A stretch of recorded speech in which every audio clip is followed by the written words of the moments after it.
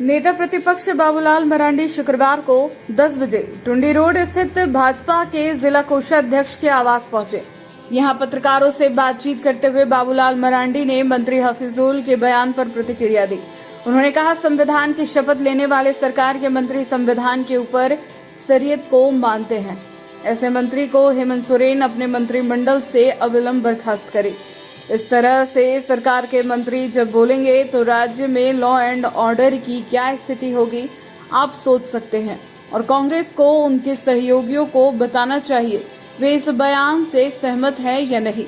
उन्होंने बताया कि आए दिन दुर्गा पूजा हो या होली या फिर सरहुल पर्व में घटनाएं हो रही है जो दुर्भाग्यपूर्ण है। इन सारे विषय को लेकर राज्य भर में भाजपा विरोध प्रदर्शन करेगी। इसकी शुरुआत कल राज्य की राजधानी से हुई है।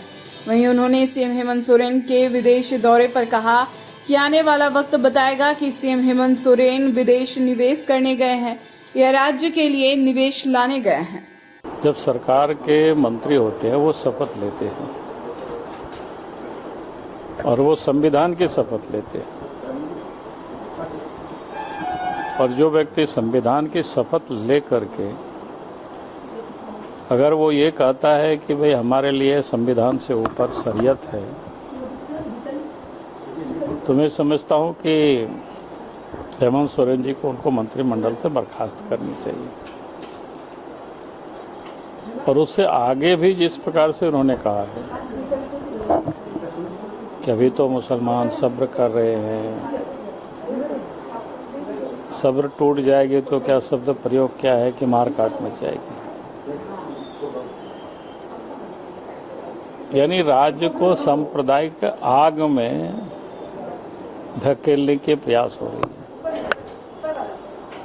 इसलिए कांग्रेस पार्टी हो या झारखंड मुक्ति मोर्चा हेमंत सोरेन हो या राहुल गांधी हो, इसको बतानी चाहिए कि उनकी उस बात से लोग सहमत हैं, बनाए रखना। और इसलिए पिछले दिनों रामनवमी का समय हो या सरहुल का समय हो, दर्जनों ऐसे गांवों से जगह जगह से शिकायतें आई हैं जहां पर लोगों को जुलूस से निकालने नहीं दी गई।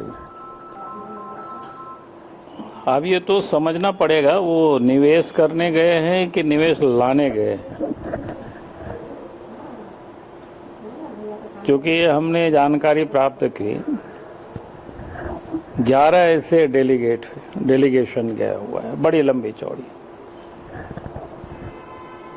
उसमें एक तो मुख्यमंत्री की पत्नी भी है उस डेलीगेशन में, एक रिटायर अफसर वो भी उस डेलीगेशन में है।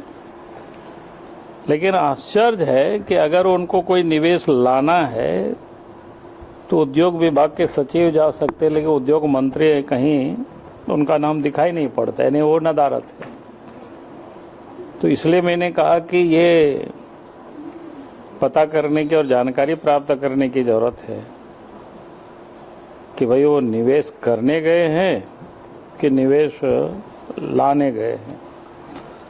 ये जांच का विषय होगी आने वाले समय में।